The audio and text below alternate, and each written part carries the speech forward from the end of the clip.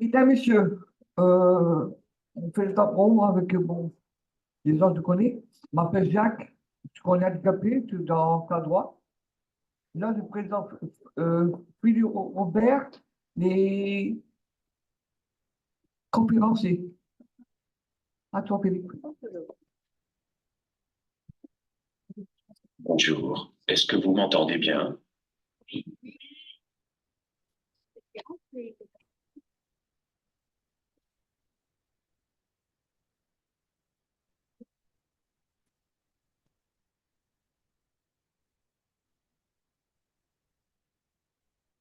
Bonjour à toutes et tous, je vous remercie de me donner la parole.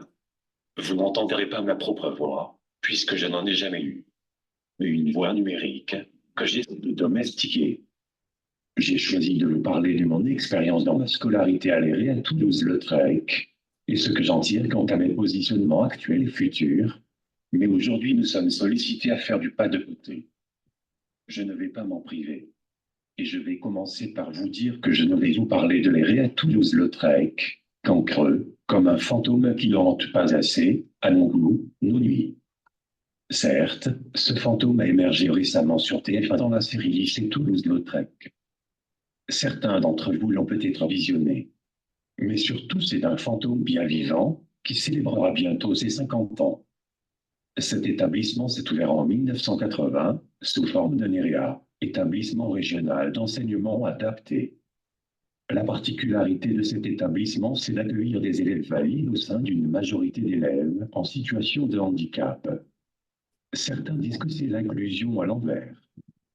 J'y ai passé 12 ans du primaire au niveau bac et ma sœur Marion valide 4 ans. Nous y avons connu Fanny Berger, la réalisatrice valide de la série télévisée. Mais des milliers d'élèves, notamment en situation de handicap, y sont passés. Des dizaines de professeurs et de personnel du médico-social y ont exercé leurs activités. Et pourtant, peu de gens en ont parlé et le connaissent, en dehors des personnes qui y sont passées. L'éducation nationale l'a continuellement conservé à l'ombre, sous menace récurrente de disparition.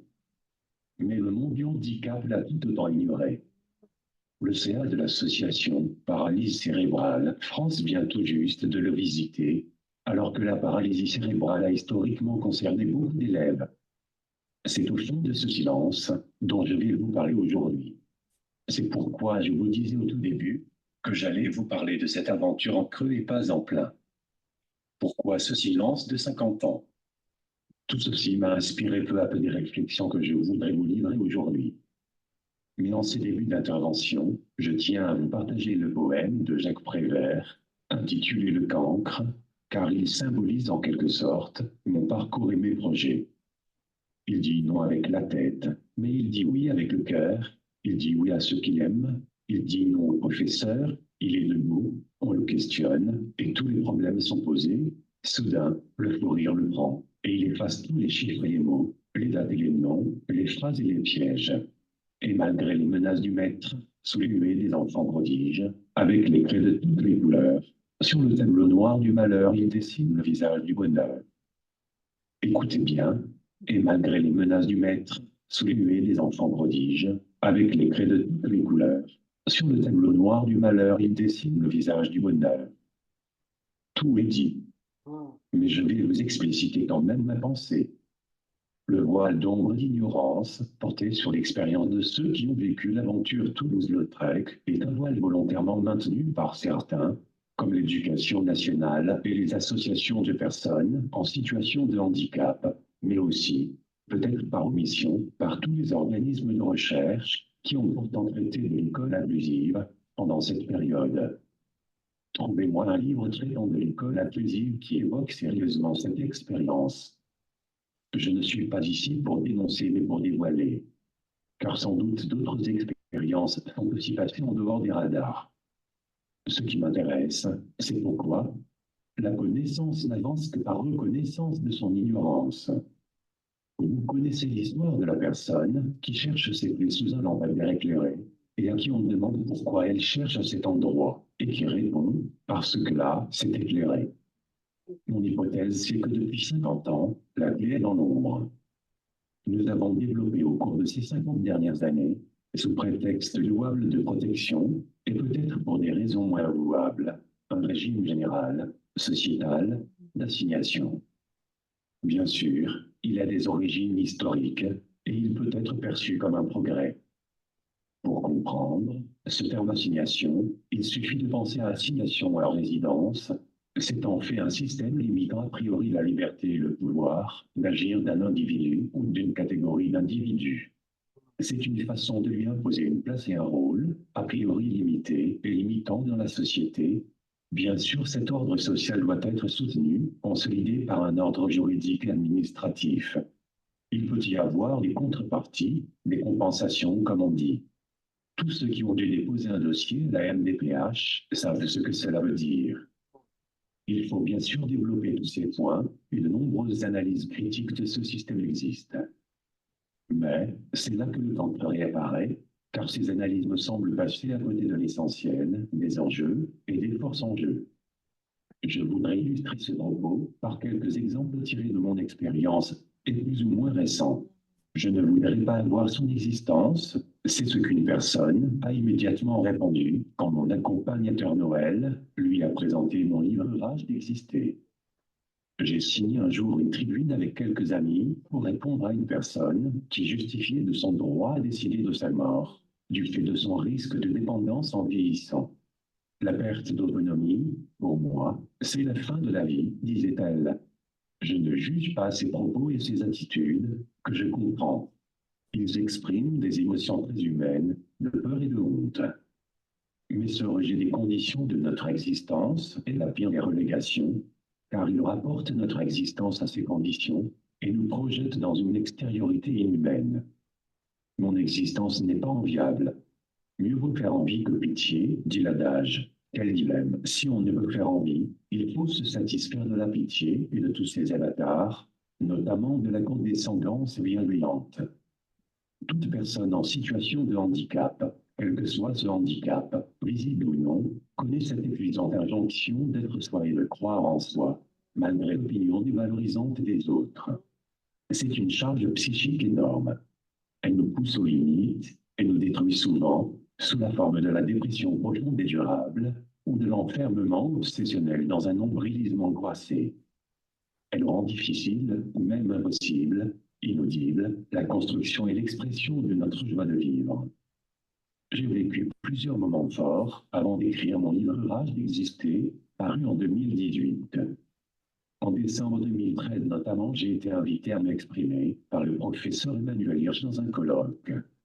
L'intitulé de mon intervention était « Entre identification à mon handicap ou sa négation par les autres, la conquête de mon regard positif sur moi-même ». J'y ai mis beaucoup de mon histoire personnelle, mais j'ai commencé à prendre conscience. Je terminais mes études en sociologie, que ma quête personnelle, mon désarroi personnel, était aussi une question sociétale partageable. Les organisateurs d'une conférence tenue en mars 2015 au Bernardin ont donné au compte-rendu le beau titre « Je serai un homme », mais j'avais déjà 35 ans. Aujourd'hui, à 47 ans, je n'ai aucun point de retraite. J'ai pris peu à peu conscience de l'ancrage profond de cette réflexion personnelle dans le contexte du monde actuel, pas seulement national. J'ai beaucoup voyagé, poussé par un irrésistible besoin de me confronter au monde. Au fond, de tester mon humanité. Je pense avec émotion à mes implications dans plusieurs colloques sur le transhumanisme avec l'Université catholique de Lille, les colloques de Cerisy, sur la traduction, le numérique, l'utilitarisme. Mais au fond, je suis bien un cancre, c'est-à-dire quelqu'un obligé de pratiquer la récalcitrance, selon le bon mot de la philosophe Vinciane Desprez, pour vivre tout simplement dignement ma condition humaine. Et c'est là où je veux en venir. Au fond, est-ce que notre explication du mouvement de la société est satisfaisante? En particulier, je me suis forgé l'hypothèse que se formaient à partir des années 70 des générations composées de personnes en situation de handicap ou vulnérables et de leurs accompagnateurs de proximité qui constituaient peu à peu une force sociale de transformation, vrai acteur social au sens d'Alain Touraine qui prenait peu à peu conscience de leur rôle. Les évolutions ne viennent pas du haut, ou pas seulement de la loi, mais de la diffusion de l'influence de ces générations, de leurs expérimentations, de leur présence accrue, par exemple dans le sport et les médias.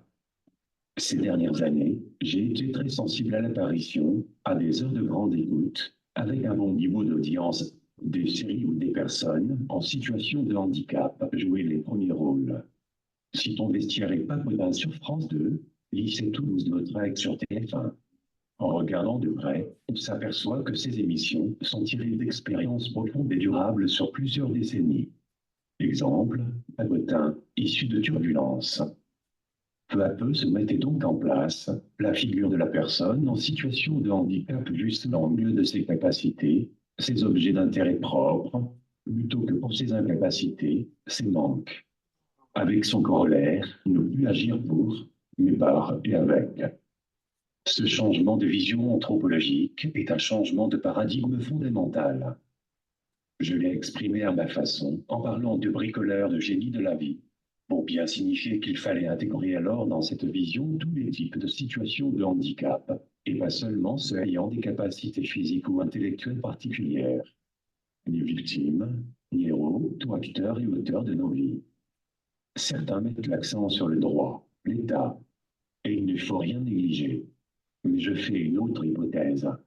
Et si cette force récalcitrante, que j'avais appelée rage d'exister dans mon livre, n'était pas la force qui s'est révélée essentielle au cours des 50 dernières années, devenant peu à peu la véritable force culturelle des changements en cours.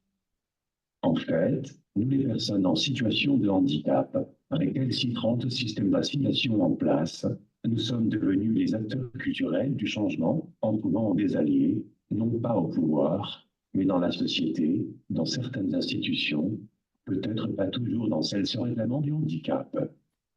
Moi, comme des milliers d'autres, mes premières expériences de la récalcitrance se sont effectuées en grande partie à l'éré à Toulouse-Lautrec, pas dans l'idéal, mais dans l'épreuve.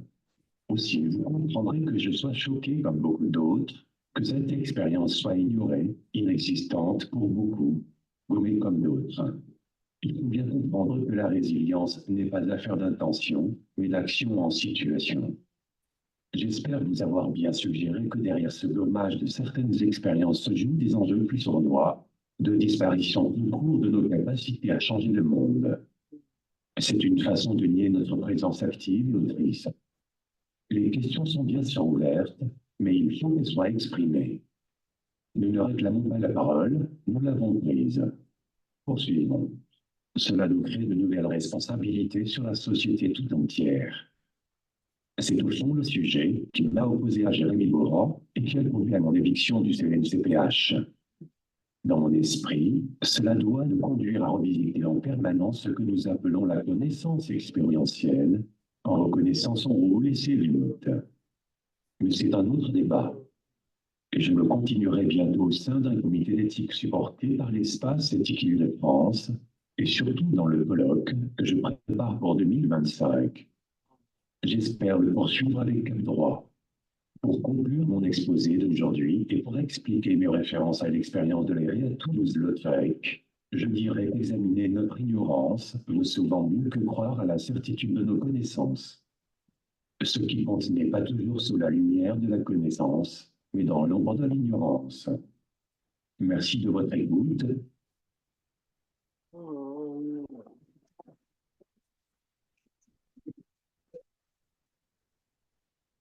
Merci beaucoup. Juste voilà, redire que l'intervention de Philippe Aubert, grand merci pour cette intervention, s'inscrit dans un programme de recherche plus large qui va donner lieu aussi à un colloque, comme vous l'avez énoncé, sur 6 jours en 2025.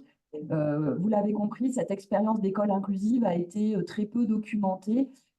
Et ce dont on a parlé aussi au moment de la préparation de cette table ronde, et pour faire le lien avec le titre de rendre accessible, c'était aussi comment ces expériences de scolarisation et de formation rendent accessible un certain nombre de choses. Et vous l'avez dit, notamment la socialisation des rencontres humaines de qualité, que ce soit avec d'autres élèves ou avec des professionnels. Mais par contre, et pour vous, c'est le cas, et pour nombre de personnes, c'est le cas, ces expériences, malheureusement, ne rendent pas accessible le monde du travail. président de Dominique de Cadroit, c'est ça de Cadroit. Attends. Alors, bonjour à toutes et à tous. Alors, j'avais prévu comme titre pour mon intervention un thème un peu trop ambitieux, travail partagé, accessibilité du travail. J'ai un peu changé d'idée et je vais plutôt vous présenter mon parcours et comment je suis devenu facilitateur-chercheur Cap Droit à partir de 3 points, c'est-à-dire mon parcours professionnel, comment j'ai pris connaissance de l'existence de Cap Droit, également un groupe local auquel j'ai participé. Et le troisième point, c'est l'intérêt dans la démarche Cap Droit d'envisager le travail sous toutes ses formes à partir d'un article de la Convention des Nations Unies qui n'a pas été beaucoup approfondie dans Cap Droit. Cap Droit, la démarche Cap Droit a débuté à partir de l'idée de capacité juridique universelle, l'article 12, également le droit au logement, l'article 19. Donc l'idée, ce serait l'intérêt de prendre en compte l'article 27 qui porte sur le travail et l'emploi. Donc je vais commencer par vous parler de mon parcours qui est relativement atypique. Donc, j'ai travaillé pendant longtemps à la Poste, je n'ai pas fait que ça. C'était pas mon choix à la base. Moi, je suis né en 52, j'ai été impacté par les idées de ma génération, par les idées de mai 68. Donc, mon idée n'était pas du tout de chercher la sécurité de l'emploi. Et j'ai fini par passer un petit peu par hasard un concours des PTT après avoir fait différents petits boulots.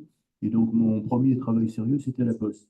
Et donc, je vais commencer mon récit pour essayer d'être un peu plus concret. Il y a une trentaine d'années, à l'époque de la réforme de la Poste. La réforme de la Poste, elle a débuté en 91, à la suite de la loi du 2 juillet 90 qui a créé 2 établissements publics. Je sais pas, auparavant, il y avait les PTT. Et à compter du 1er janvier 91, il y a eu 2 établissements publics qui étaient La Poste et France Télécom, qui sont devenus 2 sociétés anonymes, 2 groupes depuis. Alors, pourquoi je suis resté à La Poste? Alors, je vous ai dit que c'était pas mon projet, je ne cherchais pas la sécurité de l'emploi, je ne cherchais pas non plus à faire carrière. Alors, j'y suis resté parce que j'ai aimé les collègues, j'ai aimé l'ambiance, et puis il y avait également la possibilité de faire différents métiers, très différents. J'ai débuté au guichet, mais j'ai surtout travaillé dans le secteur du courrier, en particulier dans les centres de tri. En 1993, je travaillais au centre de traitement du courrier international de Paris-Austerlitz, qui a disparu comme l'ensemble des centres de tri parisiens. Alors là, je suis quand même obligé de vous dire quelques mots sur l'organisation de la Poste à cette époque. À la Poste, donc, il y a plusieurs branches. Il y a la branche des bureaux de poste qu'on appelle maintenant le réseau. Donc les bureaux de poste que vous connaissez, il y a la banque postale qu'on appelait autrefois les chèques postaux, et puis il y a l'acheminement, c'est-à-dire la distribution, la collecte du courrier. Et autrefois, il y avait à Paris des centres de tri, des grands centres de tri qui étaient implantés dans les gares parisiennes. Et chaque centre de tri avait pour vocation de trier la région qui correspondait à la gare. Alors, par exemple, à Austerlitz triait le courrier pour le sud-ouest, Montparnasse triait le courrier pour la Bretagne, Saint-Lazare triait le courrier pour la Normandie, la gare de l'Est pour l'Est, etc. Et tous ces centres de tri ont été supprimés officiellement pour mécaniser, pour mécaniser, voilà, pour améliorer les conditions de travail, mais aussi parce qu'il y avait beaucoup de mouvements sociaux dans les centres de tri et qui étaient donc pénalisants pour la Poste. À l'époque dont je vous parlais, c'est-à-dire dans les années 90, j'ai soutenu une grève du personnel du service dont j'étais responsable, ce qui m'a valu d'être sanctionné par ma hiérarchie. L'année suivante, un nouveau directeur est arrivé dans le cadre d'une réorganisation. Il m'a proposé de m'occuper de la sécurité des personnes et des biens et de la prévention, notamment en relation avec le reclassement du centre. Le reclassement, ça voulait dire qu'il fallait supprimer donc des emplois. Ce type de fonction n'existait pas à la Poste à cette époque. J'ai accepté car le sujet m'intéressait, mais j'ai rapidement pris conscience des limites de mon rôle dans le contexte de l'époque. Alors, Yves Clos, qui est un philosophe, psychologue du travail, explique que la lutte contre un facteur de risque peut aggraver les risques. Selon lui, la prévention des risques sociaux, RPS, peut affaiblir les ressources psychologiques et sociales, également RPS, des salariés. Il le précise dans un ouvrage qui s'appelle Le travail à cœur, en page 128 pour ceux que ça intéresse. Ce qui s'est passé à la Poste, à France Télécom et dans d'autres grandes organisations tend à lui donner raison. La réforme de la Poste, à la base, prétendait s'inspirer des travaux de Crozier, Michel Crozier. Michel Crozier avait écrit un livre assez important intitulé Le phénomène bureaucratique dans les années 60. Et le phénomène bureaucratique décrivait le travail des chèques postaux de Paris, qui sont donnés à la Banque postale, et le caractère infantilisant de ce travail avec des méthodes de management qui relevaient de Fayol. Voilà. Alors, donc, la réforme de la Poste préconisait, pour remédier à ces difficultés, pour améliorer l'ambiance de travail, préconisait de raccourcir la ligne hiérarchique et de favoriser le dialogue entre le salarié et son N+1, notamment avec un entretien annuel d'évaluation. Alors, il y a eu également une réforme RH sur laquelle je ne m'étendrai pas. Autrefois, au PTT, il y avait 110 grades qui étaient répartis sur les catégories de la fonction publique, c'est-à-dire catégorie D, emploi non qualifié, catégorie C, on va dire agent, à la Poste c'était agent, catégorie B c'était contrôleur, et catégorie A c'était inspecteur, inspecteur principal, etc. Et on a mis en place, la Poste a mis en place un autre système en privilégiant la fonction, c'est-à-dire ce que la personne faisait réellement. On a identifié, je m'étends un petit peu, je suis désolé, on a identifié environ 1000 fonctions. Donc en gros, on a remplacé 110 grades par 1000 fonctions. Donc les personnes ont été également reclassifiées sur de nouveaux grades de reclassification avec. D'accord. Je finis là-dessus. Voilà. Donc, de nouveaux grades de reclassification qui étaient dans l'ensemble plus avantageux. Donc, les personnes avaient le choix de garder leur ancien grade ou de prendre le grade de reclassification. Donc, le personnel des centres de tri a été reclassifié majoritairement sur des emplois d'exécution. De plus, les suppressions importantes d'emplois dans ce secteur ont entraîné des reclassements vers des métiers en contact avec le public, comme guichetier ou facteur. Il faut savoir que beaucoup de personnes n'avaient aucune expérience du contact avec le public. On avait beaucoup de personnes qui n'avaient jamais fait de vélo, on leur a proposé d'être facteurs. Des personnes qui ne savaient pas lire, reclassifiées comme agents de tri, ce n'est pas évident. Donc, il en est résulté une augmentation importante des pathologies psychiques invalidantes, ainsi qu'une vague de suicides, d'ailleurs plus importante à la Poste qu'à France Télécom. Donc, j'essaie de faire court. Un nouveau directeur qui pensait que ma connaissance du milieu syndical pouvait être utile m'a proposé en 1997 d'aider au reclassement du centre en tant que conseiller mobilité et orientation professionnelle, ce qui était également une nouvelle fonction. Donc, après la fermeture du centre, j'ai travaillé en banlieue dans différents centres dans le domaine de la production et le domaine RH.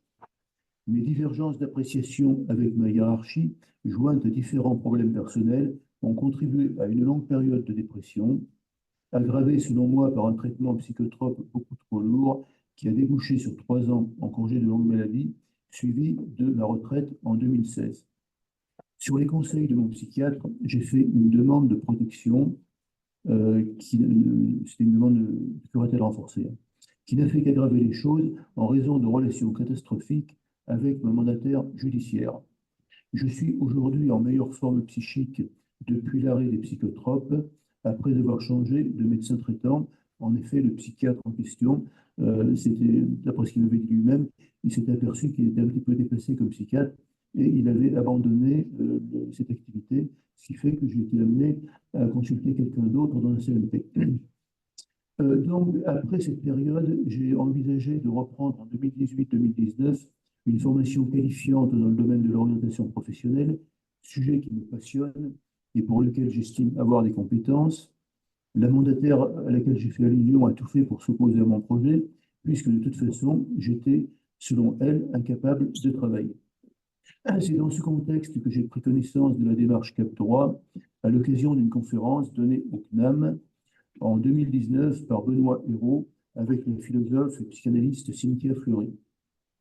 Benoît Hérault, donc si j'arrive au deuxième point, Benoît Hérault m'a mis en contact début 2020, d'accord, avec l'association Alma Paris. Alors, Alma Paris fait partie du réseau national 3977 contre la maltraitance envers les personnes de plus de 60 ans et les personnes en situation de handicap. Et donc, cette activité d'écoutant m'a permis de prendre conscience de la relativité des choses, comme quoi on se croit souvent plus malheureux qu'on est, et également, comment dire, beaucoup de problèmes de solitude, en particulier pour les personnes âgées. Donc également, cette expérience d'écoutant m'a permis de prendre davantage conscience des dérives de notre société. Les écoutants sont des bénévoles qui ont toutes et tous une expérience professionnelle dans le domaine de la santé, du social, de la psychologie ou du conseil. Le suivi des dossiers fait apparaître que les maltraitances relèvent surtout des familles, avec aussi un développement inquiétant des maltraitances institutionnelles. Bon, j'ai presque fini, et je voulais signaler également que j'ai participé dans ce contexte à un groupe local. En effet, la démarche Cap Droit repose sur des groupes locaux animés par des trinômes. Il en est déjà un petit peu question. Trinômes qui sont composés d'un enseignant-chercheur, d'un professionnel du soin, de l'aide ou de l'accompagnement, également d'une personne dite concernée. Ce groupe Cap Droit Alma Paris donc, était un groupe constitué essentiellement de personnes de plus de 60 ans, avec en général de gros problèmes de santé, et également de personnes plus jeunes en situation de handicap psychique. Et malheureusement, ce groupe ne fonctionne plus parce que beaucoup de ces personnes âgées, ben, en fait, on n'a pas de nouvelles, en fait. Les deux personnes en situation de handicap psychique sont parties, elles ont repris une activité professionnelle, comme quoi c'est possible. Et dans le livret Autonomie de vie comme droit humain, pardon, le livret Autonomie de vie comme droit humain, vous en avez quelques exemplaires à la sortie. Cite trois témoignages, juste trois témoignages.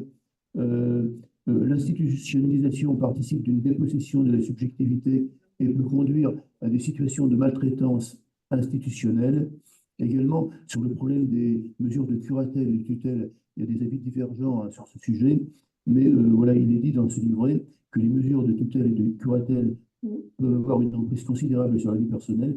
Et troisième témoignage d'une dame âgée qui était intervenue pour ses co-résidents. Et donc, dans une résidence accueillant des personnes âgées, nous constatons que la mobilisation collective a rendu possible la discussion des travaux de réhabilitation. Donc, je voulais en terminer par...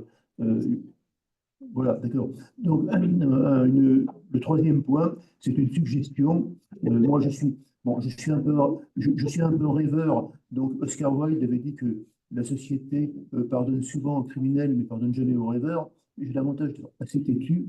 Donc, j'ai eu l'idée d'essayer de proposer un autre groupe sur Paris qui prolongerait le groupe Alma Paris, mais qui serait axé sur le problème de l'insertion par le travail et de la reconversion par le travail. Donc voilà, ça reste à l'état de projet, mais je pense qu'il serait intéressant d'utiliser pour mettre en place ce groupe l'article 27 de la Convention des Nations Unies, alors que j'ai pas le temps que j'ai malheureusement pas le temps de vous en parler, mais en gros, cet article explique que les personnes en situation de handicap ou de vulnérabilité, pardon, ont droit également à l'accès au travail et à l'emploi sans aucune discrimination, quelle qu'elle soit. Pardon. Bon, désolé d'avoir été aussi confus.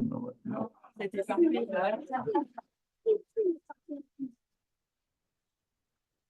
Très grand merci Dominique, désolée, j'ai le mauvais rôle de gardienne du temps. Encore une fois, pour faire le lien avec la question de cette table ronde qui est de rendre accessible, alors tu n'as pas pu développer l'article 27, mais la question, là aussi en préparant ce qu'on avait évoqué, c'est tout ce que ça rend accessible le travail. Évidemment, ça rend accessible quelque chose du côté des finances, hein, d'avoir de l'argent, mais aussi du côté de la socialisation, de la reconnaissance, de quelque chose du côté de la valeur sociale, d'où l'intérêt et l'appel a été lancé, et je le réénonce, hein, constitution d'un groupe cadre droit autour de cette question de l'accès au travail, voilà, qui semble tout à fait essentielle et qui a été énoncée à plein de reprises dans les réunions cadre droit par ailleurs. Merci beaucoup. On enchaîne tout de suite avec Johan Magadou et Karine Téméré qui sont en visio, qui sont en Bretagne, qui n'ont pas eu la chance de pouvoir nous rejoindre en présence ici et qui vont nous parler des ateliers citoyens qui parlent de l'accès au droit de vote et au droit politique des personnes en situation de handicap. Est-ce que vous nous entendez, Johan Oui, vous nous entendez? Ouais, c'est parfait, on vous entend très bien. À vous la parole. Et vous voyez l'image? Non, je pense que c'est les collègues qui vont envoyer le diapo. Ouais. Vous nous dites quand c'est. Bon, peut-être en attendant, tout d'abord, merci pour votre invitation. On regrette après coup de ne pas être parmi vous, mais on avait des emplois du temps chargés, mais ce n'est que partie remise pour échanger avec votre réseau. Pour nous, le diapo est en route. Je ne sais pas si vous le voyez de votre côté. Pardon, Alors, nous on ne le voit pas. ça va arriver en fait.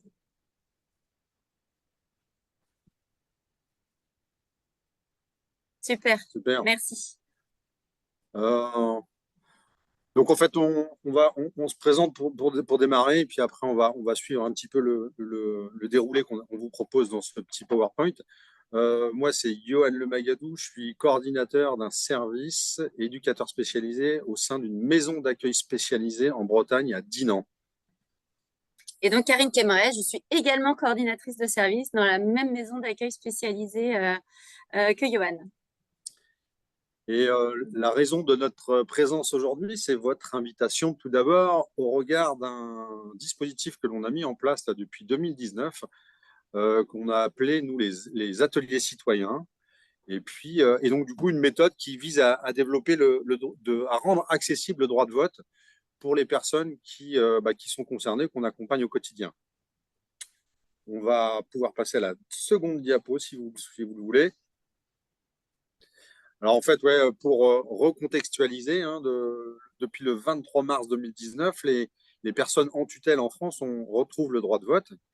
Et donc, nous, au sein de cet établissement médico-social de Bretagne, en fait, on s'attache à. On saute sur la. Vous n'entendez pas? Si? En fait, on s'empare de ce nouveau dispositif légal pour aller mobiliser les personnes de la maison d'accueil spécialisée. Donc, et voilà, donc naissance des ateliers citoyens. Donc, nous, on s'aperçoit il y a 365 000 personnes qui sont concernées par cette réforme de la judiciaire et au fait, quasiment la totalité des 70 adultes que l'on accompagne à Dinan. On s'aperçoit que ce 23 mars 2019 est capital pour la vie de pas mal de monde, mais qu'en fait, eh ben, tout est à faire parce que les quelques supports pédagogiques que l'on trouve sur Internet en fait, s'arrêtent au seuil de la maison d'accueil spécialisée parce qu'ils ne sont pas adaptés. Donc, il a fallu qu'on se creuse les méninges, qu'on invente, qu'on bricole pour développer des supports adaptés. Donc, grand challenge et une odyssée, en fait, hein, qui continue aujourd'hui. Et puis, en fait, on s'aperçoit qu'au final, ça concerne la population qu'on accompagne ici à la maison d'accueil spécialisée, mais que aussi, en fait, ça peut concerner pas mal de citoyens, de personnes concernées en France, au regard, par exemple, de la crise abstentionniste que l'on connaît aujourd'hui. On peut passer à la suivante. Merci. Alors, pour compléter le propos de Johan, un petit détour par une description quand même de la population de la maison d'accueil. C'est une grande structure, la maison d'accueil qui nous emploie, hein, qui accueille 70 adultes en accompagnement permanent. On a aussi 2 places d'accueil temporaire, donc que des personnes majeures, avec une hétérogénéité de la population importante, des personnes présentant des polyhandicaps, des troubles du spectre de l'autisme, des troubles psychiques. On accompagne également des personnes qui sont atteintes de maladies neuroévolutives. Donc, certaines personnes qui ont par le passé pu être sensibilisées à toutes les questions citoyennes, qui ont pu aussi avoir une autre vie avant masse, si je puis dire, certaines personnes qui ont travaillé, qui ont eu accès au vote aussi préalablement. Et puis là, c'est la majorité des personnes accueillies ici, des personnes qui ont un parcours institutionnel de longue date et qui ont pour la plupart assez peu baigné dans l'environnement effectivement de l'éducation civique et citoyenne et qui leur a pas donné les clés pour comprendre du coup tous les enjeux en fait qui étaient liés à chaque scrutin. Quand bien même ils s'intéressent, ils ont accès aux informations, à la presse et que au cours des ateliers citoyens qu'on a pu mettre en place, on voit qu'il y a quand même voilà, des informations qui sont retenues, des formations qui sont interrogées voilà, l'idée de ces ateliers citoyens-là, c'est de maintenant qu'ils ont le droit de vote, de leur permettre de pouvoir mobiliser un petit peu plus et donner du sens à toutes ces informations-là. Alors, on va passer à la slide numéro 4, s'il vous plaît. Donc, ces adultes, les ateliers citoyens ont démarré en fin d'année 2019. Donc, on a commencé à les mettre en place autour des élections municipales qui se sont tenues en 2020. Donc, on a construit au fur et à mesure. On a commencé à construire différents supports à base de cartographie pour fixer des repères visuels, géographiques aux personnes accueillies et puis également des repères temporels à partir d'une grande frise. On a travaillé l'année suivante sur les élections départementales, les élections régionales, puis s'en sont suivies les présidentielles et les législatives de 2022. Et puis voilà, après la petite pause de 2023, on s'attaque là cette année aux élections européennes. Donc les ateliers ont commencé la semaine dernière. On a un programme de 13 séances. Donc là, vous pouvez voir peut-être derrière nous, on a contacté la Maison de l'Europe sur Rennes qui nous a partagé du coup une exposition donc avec un ensemble de kakémonos qui présente toutes les valeurs, les symboles, les dates importantes et le rôle de l'Union européenne. Donc, on est dans un premier temps là sur une acculturation à ce qu'est l'Europe, donc toujours avec ces questions de repères. On travaille sur les symboles et les différents organes du fonctionnement de l'Europe. On aura dans un deuxième temps un focus sur les différents partis et les différentes listes des candidats aux élections européennes. Et puis, quand on les aura reçus, pas trop tard, on espère, on s'arrêtera du coup à une présentation des programmes des différents candidats.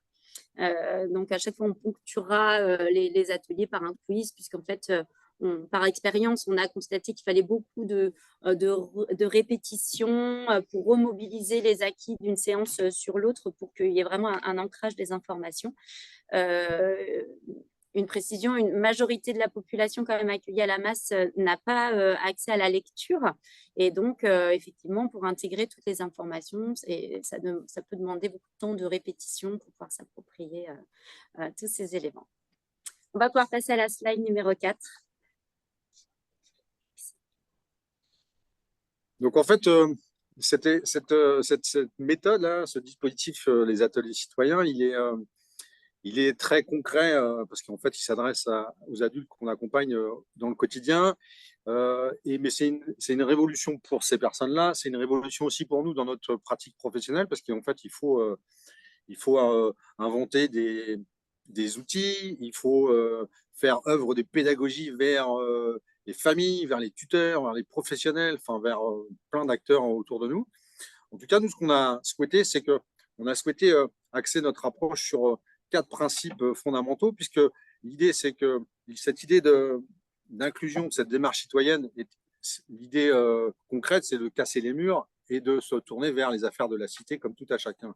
Donc, on a posé d'emblée, nous, des principes qui étaient l'innovation sociale, l'empowerment pour que les personnes soient actrices de leur vie et tendre vers une certaine autodétermination, l'open innovation, c'est-à-dire se dire qu'en fait, nous ne sommes pas politologues, mais on a des compétences et il y a plein de compétences autour de nous à l'interne et à l'externe, parce qu'on s'aperçoit souvent qu'au sein du médico-social, les ressources activées sont trop souvent tournées vers l'interne et qu'à l'externe, il y a beaucoup, beaucoup de potentiel à travailler. Et puis un dernier point, c'est l'open source. L'open source qui est connu dans le secteur des Fab Labs, qui vise en fait à rendre accessible, visible et utilisable en fait, les supports que l'on veut.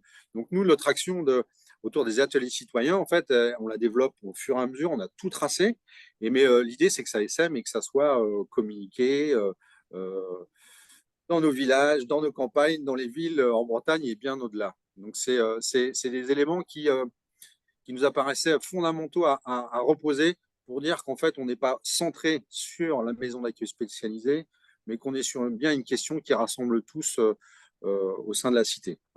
Donc voilà. Johan, si vous m'entendez, il faudrait conclure Oui. d'ici 2 minutes. Ok, on va passer à la slide suivante. La slide suivante. Alors voilà, c'est pour dire, ça c'est un titre indicatif pour les gens qui seront intéressés par notre démarche. Sur cette slide, il y a un lien YouTube là. Il y a des journalistes qui sont venus en 2022 pendant le scrutin des présidentielles, qui nous ont suivis sur toute la durée des ateliers citoyens et qui en fait ont réalisé un court-métrage, un moyen-métrage de 26 minutes qui s'appelle Les Voix d'Éole. Il est consultable sur YouTube facilement. Et en fait, il retrace toute la vie des ateliers citoyens sur ce scrutin ô combien symbolique, les élections présidentielles. Donc, voilà. Slide suivante, s'il vous plaît. Merci. Donc, pour rebondir sur les principes un peu qu'on veut mobiliser par le biais de ces ateliers citoyens, dans la continuité de ce que Yann vous a présenté tout à l'heure, on est en train de travailler en lien avec un Fab Lab qui est situé à Rennes, qui s'appelle My Human Kit, à la confection d'un jeu de société, un jeu de plateau, en fait, qui permettra, ça y est, on peut le dire à la forme à l'indicatif maintenant, qui va permettre effectivement donc, du coup, de diffuser tous ces supports pédagogiques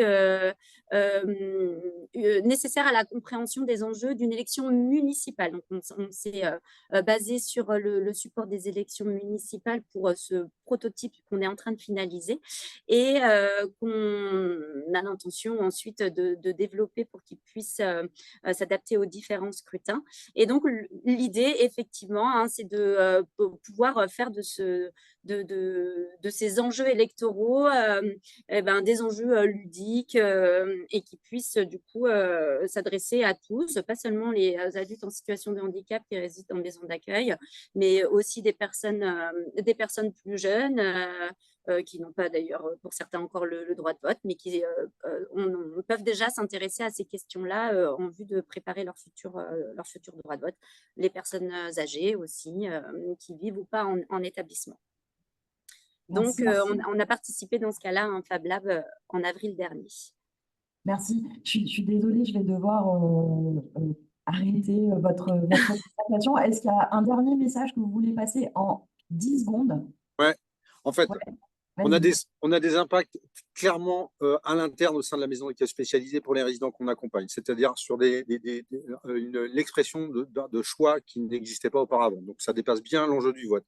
Ça, c'est la première chose. La deuxième chose, sur l'externe, on a un écho qui est très important au niveau régional et national de notre action, qui vise justement à diffuser. C'est pour ça que votre invitation nous touche droit au cœur, parce qu'en fait, on souhaite activer des partenariats forts. Et puis, dernière chose, c'est que cette action-là, on veut l'inscrire justement avec de futurs partenaires sur un réseau national et international autour de cette question de l'accès au droit de vote qui concerne les personnes en situation de handicap, mais bien au-delà, tous les citoyens en France et ailleurs. Donc, voilà les quelques points qui nous paraissaient importants à vous livrer. Merci beaucoup. Merci. Merci. C'était merci. C'est très important la question de l'accès aux droits politiques, hein. Ça fait partie des droits qui sont le moins pris en compte, le moins traités, autour desquels il y a le moins de travail qui est réalisé. Ce que vous disiez aussi au moment de la préparation de cette table ronde, c'est que voter, c'est un élément, c'est-à-dire ce travail sur l'accessibilité du vote, c'est un élément, mais quand on commence à donner son avis pour pouvoir voter, ben, en fait, ça a ouvert aussi, ça a rendu accessible, hein, plein d'autres choses, donner son avis sur une vaccination. Est-ce que je suis d'accord ou pas pour me faire vacciner? Est-ce que je suis d'accord ou pas pour partir en vacances et avec qui? Est-ce que je suis d'accord ou pas sur ce qui se passe comme accompagnement? Et on voit bien que ça diffuse, hein, finalement, ça rend accessible d'autres choix. Et ça a permis aussi pas mal de rencontres, hein, vous l'avez évoqué, des rencontres avec des élus, des journalistes, voilà, l'ouverture d'un autre réseau que seulement le réseau des résidents de la Messe. Et je vais laisser la parole à Marie-Hélène Audier, qui est membre de la démarche Cap Droit et qui va clore cette table ronde sur une intervention que tu as intitulée Habiter le monde, voyager dans la langue. Merci. Alors, merci d'abord à tous et puis merci d'être encore là parce qu'au bout de 2 jours, on commence à, voilà, à avoir emmagasiné un grand nombre d'informations. Alors moi, je vais vous proposer, en tant que membre de Cap Droit, et je l'ai déjà dit hier, je le redis aujourd'hui, l'important, c'est cette notion de partage, c'est cette notion d'équilibre des mondes. Et c'est pour ça que j'ai intitulé mon intervention, mais c'est un bien grand mot, en tous les cas, je souhaitais vous parler d'un droit, encore un droit important. On a parlé, voilà, justement, d'une masse, hein, parce que c'est une maison médicalisée, enfin d'accueil médicalisé. Voilà, aujourd'hui, il y a également voilà, d'autres possibilités de pouvoir vivre sa vie, quel que soit l'âge que l'on a, quels que soient les moyens dont on dispose. Et donc, c'est un droit fondamental, au même niveau que celui de l'éducation, le rappelait Philippe tout à l'heure, hein, le droit de pouvoir apprendre, eh bien, le droit d'avoir un logement. C'est pas tout à fait pareil, le droit d'avoir un logement et le droit d'habiter quelque part. Habiter sous-tend qu'il y ait une autre dimension, il y a l'autour, il y a je dis l'autour, hein, c'est pas une faute, c'est une volonté. Les mots ont un sens et je vais utiliser cette métaphore. Habiter le monde et voyager dans la langue. Vous avez entendu beaucoup d'informations, vous avez entendu beaucoup de mots. On est dans le monde de la recherche, on est dans le monde scientifique, on est dans un monde de sachants. Et parfois, on ne se rend pas compte qu'on a un langage un peu éloigné de la réalité. Je vais dire ça comme ça pour rester correctement poli, parce que parfois c'est vraiment abscon et qu'en plus ça n'apporte pas grand-chose aux personnes elles-mêmes. Voilà, je suis moi-même autiste et je ne vous cache pas que les mots rentrent dans mes oreilles, parce que je ne suis pas sourde, je suis juste autiste, mais que je les transforme, que je me les approprie, que je les retravaille, que je les remâche, comme on dit en poésie contemporaine, que je les mature, et puis que parfois je les ressors, que je les voilà, que je les rends, ou parfois que je les modifie. Donc, ce rapport entre habiter le monde, qui est un droit, hein, de vivre, on a le droit de choisir où on veut vivre, ça on l'oublie. On nous impose souvent, par des raisons économiques, pour des raisons économiques, souvent pour des raisons d'incapacité, on en a parlé, hein, on estime. Alors le on, il est collectif, et j'aimerais voilà, qu'on s'interroge aussi aujourd'hui sur qui doit décider de quoi. Voilà. Donc ce travail fait également référence à un travail de recherche, parce que je suis là en tant que Cap Droit, et je participe à un autre groupe de recherche avec Cap Droit sur la convention, la nouvelle convention, ou en tous les cas la convention de Fribourg, qui date de 2007. Et qui permet de repositionner les droits les droits humains par l'entrée culturelle. C'est-à-dire ne plus s'attacher vraiment à est-ce qu'on doit manger tous la même chose au même endroit à la même heure. Est-ce qu'on doit tous habiter quatrième étage d'un immeuble bien résonnant, bien bruyant, dont l'ascenseur est toujours en panne? Est-ce qu'on doit habiter au fin fond du monde et ne jamais voir personne? Eh bien, je dirais peu importe. C'est nous qui pouvons, et quand on en a la chance, avons le droit de choisir là où nous souhaitons vivre, c'est-à-dire résider, c'est-à-dire être bien en harmonie avec ce qui nous entoure. Alors, je ne vais pas perdre plus de temps et je voulais vous montrer quelque chose d'important. Il y a 20 ans, j'étais dans cette maison. Ça, c'est quand même assez hallucinant. Donc, c'est pour ça que je remercie Céline. Ça s'appelait à l'époque encore la maternité pour les Marseillais, les anciens, voilà, qui connaissent un peu l'histoire de Phileux. Ça s'appelait la maternité de la Belle de Mai et ça devait être voué à démolition parce que ça n'était pas, voilà, c'est pas pensable que ça soit encore capacitant. Là, on s'aperçoit que, voilà, heureusement qu'il y a des gens qui ont réfléchi et peut-être qu'il ouais, y a eu des beaux projets. Et donc, il y a 20 ans, j'étais au deuxième étage de ce lieu, non pas en maternité parce que c'était déjà désaffecté, mais tout simplement, bah, peut-être si quand même pour créer quelque chose, un bébé, vous en avez l'illustration ici. J'ai donc écrit une anthologie de 365 portraits de poètes contemporains. Donc, ça fait sens avec Habiter le monde. Ça s'appelle Infini paysage. C'était 10 ans de ma vie où j'ai rencontré donc ces personnes, où j'ai fait une auto-ethnographie collective dont on parlait hier. C'est pour ça que je le redis avec beaucoup d'amusement. Et je vais vous faire écouter quelques poètes, mais c'est pour pouvoir penser cette diversité du monde, ce droit d'habiter où l'on veut, ce droit de côtoyer les éléments, les univers que l'on choisit, c'est-à-dire que voilà, l'urbain, ça a du sens pour certains, le rural, ça a du sens pour d'autres. Les écosystèmes sont très importants dans nos vies d'aujourd'hui, donc on reviendra aussi sur cette notion de où habiter, pourquoi, quand et comment, parce que c'est un choix, mais ce n'est pas toujours un choix que l'on peut faire. On a vu, les politiques parfois ont des enjeux qui sont plus importants que les enjeux individuels. Il ne faut pas se tromper. Nous avons tous ce droit unique et personnel de choisir notre habitat. Ça, il faut bien le redire. Donc, dans la Convention des droits, on en parlera. On lance la poésie pour faire le lien avec le langage. Et cette manière d'être au monde, c'est aussi habiter le monde que de pouvoir parler.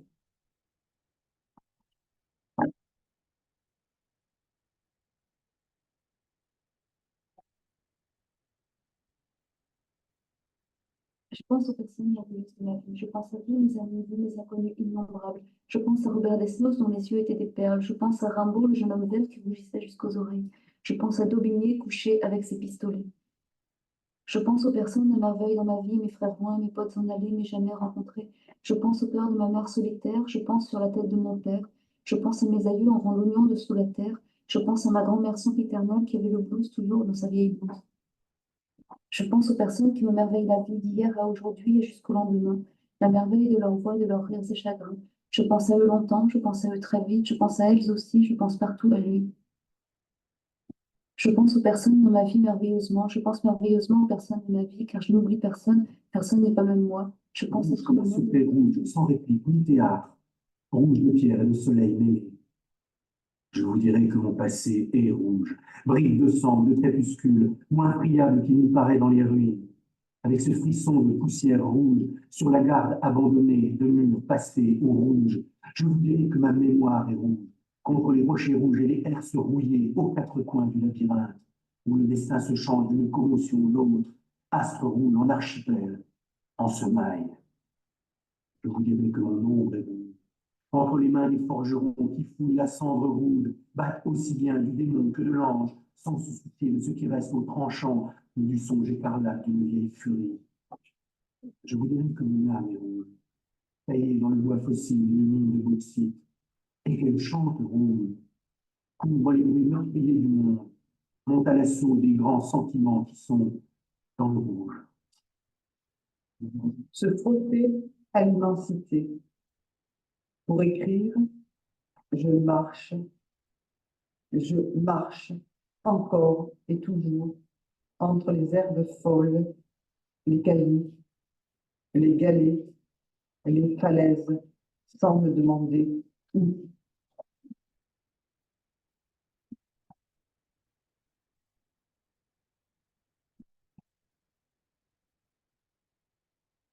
Qu'est-ce que l'imaginaire face à une telle réalité? Sinon son miroir, son essence même. Imaginez, dans ce décor d'extrême nudité, ce lieu de l'absence, le surgissement d'une cathédrale de briques. Corbeau assis, te regarde fumer, la cigarette à tes lèvres, entre tes doigts, écrasé. Il pique le mégot dans le cendrier, le porte-bec, le coince entre ses pattes pour le dépiauter, comme il ne veut pas être totalement imitateur, il l'avale. Et, pour nous rassurer, le chie, tranquillement, 10 minutes après. Machine. Dans le halètement, dans les grincements, dans les grondements, dans les craquements, dans les grognements, dans les battements, dans les bourdonnements, dans les rugissements, dans les sifflements, dans les gémissements, dans les soufflements, dans les ronflements, dans les martèlements, les soufflements.